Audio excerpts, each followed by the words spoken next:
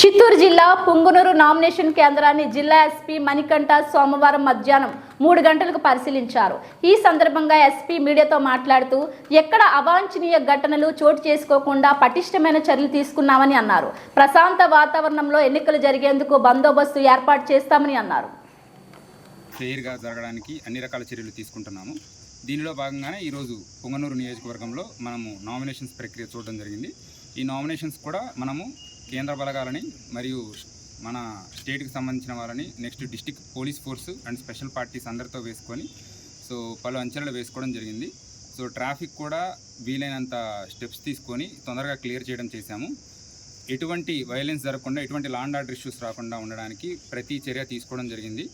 మఫ్టీలో కూడా మా police deploy అయ్యారు. అన్ని చోట్ల కూడా వీడియోగ్రఫీ చేసుకుంటుంటాము. ఎటువంటి టైప్ ఆఫ్ వైలేషన్స్ ఉన్నా కూడా వాటిని రికార్డ్ చేసేసి దానికి సూటబుల్ కేసెస్ ఏవైతే ఉంటే ఖచ్చితంగా చేస్తాము. దాని ఇన్వెస్టిగేషన్ కూడా స్పీడప్ చేశాము. దీంతోపాటు ఎన్ఫోర్స్మెంట్ వరకు కూడా ఇంప్రూవ్ చేయడం జరిగింది. మనకి interstate border check post establish చేశాము. దీంతోపాటు మనకి నోటిఫికేషన్ వచ్చిన రోజు దగ్గర నుంచి ఎస్ఎస్టీస్ స్టాటిక్ సర్వేలెన్స్ టీమ్స్ కూడా మనం కాన్స్టిట్యూట్ చేయడం జరిగింది. దాన్ని కూడా మనం బలోపేతం చేసి ఎక్కువగా వెహికల్ చెకింగ్ చేయడం జరుగుతుంది. నిన్న ఒక్కరోజే 10,500 లీటర్ల నాటు సారాకు సంబంధించిన ఊటను ధ్వంసం చేయడం జరిగింది. 450 లీటర్ల నాటు సారా కూడా ధ్వంసం చేశాము. నెక్స్ట్ దీంతోపాటు 4.5 లక్షలు నిన్న ఒక్కరోజే పట్టుకోవడం కూడా జరిగింది. అన్ని రకాలుగా మేము ఇంటెన్సిఫై చేస్తున్నాము. ఎవరైనా సరే ట్రబుల్ మాంగర్స్ ఉన్నారు, రౌడీ షీటర్స్ ఉన్నారు, సస్పెక్ట్ షీటర్స్ ఉన్నారు, లేకపోతే ఎవరైనా గొడవలు పడుతున్నారన్నా వీళ్ళందరినీ కూడా బైండ్ ఓవర్ చేస్తున్నాము.